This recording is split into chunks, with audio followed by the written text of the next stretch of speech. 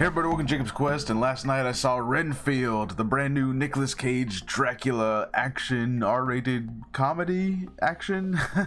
And yeah, this movie was really entertaining. It was lots of fun. In fact, I would say it was a lot better than the trailers made it seem. The trailers, and granted, I didn't watch any kind of Red Band trailers, but the trailers made it seem much more of a PG-13 kind of movie, but this was a full-on R-rated, CGI blood everywhere, decapitations and limbs being cut off. Like, this was a really bloody movie, but it was also, it was sort of in that Kingsman cartoony kind of way where, like, none of it's being taken super seriously. And the laws of physics are only vaguely still working. And Nicolas Cage himself does an excellent job as Dracula, and surprisingly, he doesn't actually go all goofy with his Nicolas Cageisms. There are moments when he's talking to Renfield and he's kind of being sarcastic when he confronts him, and he's like, "Oh, really? You're gonna go get the bodies?" So there are a little hints of Nicolas Cageisms, but for the most part, he plays Dracula like, in a kind of actual, like, yeah, I'm Dracula. I'm a monster. I'm scary. Like whenever he's on screen, it actually does feel like, oh man, anyone could die right now if he decided to. And they very much pull that off really well.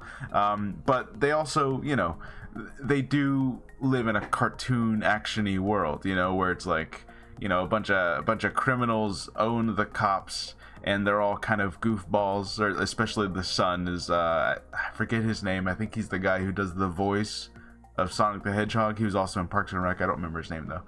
Anyways, he's like the son of the mob boss, and he's just a goofball the whole time, and it's just a whole thing, and they own the cops, and so all the cops are corrupt, so they got to fight their way through all the cops and all the mobsters, and it is just a really bloody action movie, but it's also really funny. It doesn't take itself too seriously, and then you add Dracula to the mix, I will say, man, I wish the trailers hadn't focused so much on the on the self-help group thing, because it feels like that was like the key to their marketing.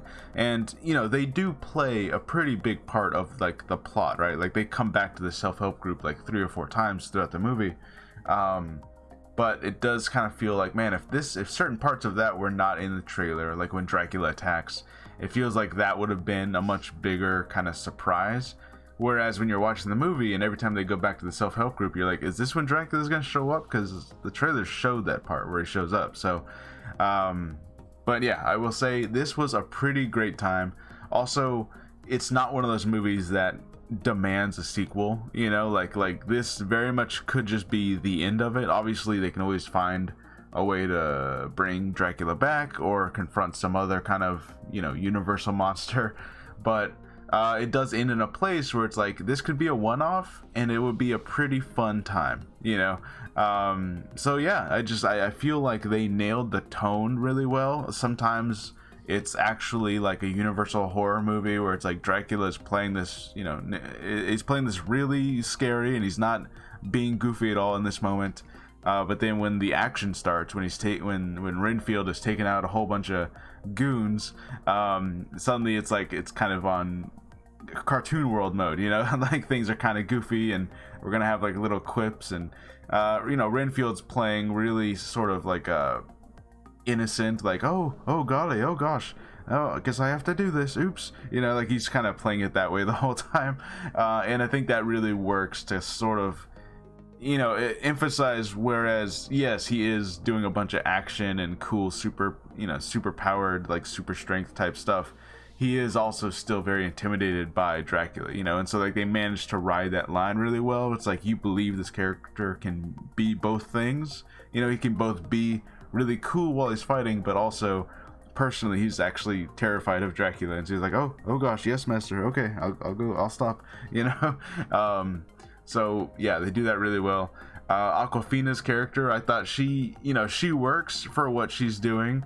But it's it's funny how this movie, like, this very much could have just been a Dracula movie, but also between Aquafina and the whole mobsters, there's like an entire secondary movie happening where it's like, oh, she's the only good cop there. Literally every single other cop is corrupt, and it's essentially just her and her sister, who happens to work in the FBI, who are the only ones not corrupt in this entire city. And you know, it is, again, it's a cartoon world where it's like, okay, so they defeated Dracula, and I guess you just have to assume that all the cops either had been killed by this point, or they all got, you know, fired or arrested or something, and you just have to assume that they somehow put this back together. Whereas if we were taking this seriously, this would be catastrophic, because all of them belong to the mob, you know. But yeah, just, it was a really, really fun time. They, you know, they kind of make the jokes about how, like, well, Renfield, he was kind of an accomplice to, you know, countless murders over the centuries as he's serving Dracula. But he's also, like, you know, he's kind of a victim. But then Dracula's like, are you really a victim? Are you sure? Because, you know, you volunteered to do this, you know. And it's like, you know, they kind of get you questioning things for a minute, you know. So they just, the whole movie, they just do a really, really good job with the concept. Something else that I thought was interesting, not necessarily related to this movie itself, but so we have this movie here where it is the guy who initially, you know, in Bram Stoker's Dracula, this is supposed to be the guy who, you know, went to Dracula's castle, and he was a landlord or a lawyer, and you know, that's pretty much what kicks off the plot of the Dracula novel, right? Of this guy showing up, and he becomes a servant of Dracula. The interesting thing is, right before this movie played, there was a trailer for another movie coming out. It's like Last Voyage of the Demeter or something like that, where basically in the Dracula novel, there's a section where Dracula gets on a boat and he goes on a voyage to, I think it's England is where he's going. And the entire, you know, plot of that movie is taking place in just that one section of the book. So I think it's interesting that we have this movie coming out, which is taking, like, all right, this section of the Dracula novel, just the, you know, Renfield psychic guy, like, he's going to be the main character. And then we have another movie coming out where it's like, all right, just the boat section of the Dracula novel. That's a whole other movie right there. So are we going to get a third one? Is there going to be a third movie coming out that takes a different section of the Dracula novel and be like, all right, now just this part, this is the movie now. So I don't know. I noticed that was, you know, the trailer played right before this movie, and I'm like, that can't be a coincidence. They had to have known that you got like two different Dracula sections of the same book coming out. So anyways, I thought that was pretty funny. But yeah, Renfield, it was a fun time. You know, obviously it's like, you have to get this kind of humor where it's like, all right, we're just having fun. It's a jokey action movie. Blood is everywhere. And it's definitely, you know, it's like writing that, again, Kingsman, kick-ass type tone. I don't know if any of those same filmmakers were involved in this movie or not, but it definitely felt like, you know, if you were to tell me, like, yeah, the guy who made the Kick-Ass movies and the Kingsman movies, he also made Renfield, I would believe you. I'd be like, yeah, they're hitting around that same, you know, that same feeling there. So, but yeah, had a good time with it. And, you know, again, this could just be a one-off, or, you know, or they could bring him back. The way they dispose of Dracula seems pretty permanent, but they make a point to say, I don't know if this will actually kill him for good. I mean, I've seen him come back from a lot of things, which, you know, in the lore, I guess it makes sense. Dracula, he can survive a lot, so, you know. Anyways, let me know what you guys think, if you've seen Renfield, or if you plan on going to see Renfield. Like I said, it's a pretty fun time, you know. Like, it's kind of cheesy, it's kind of corny, but it lives in that cartoon world where sometimes things are dark and serious, but then once the action starts, it's like, oh, we're just having a goofy time now. You know, everything's just real fun. So yeah, let me know what you guys think, and I'll see you guys next time. Bye.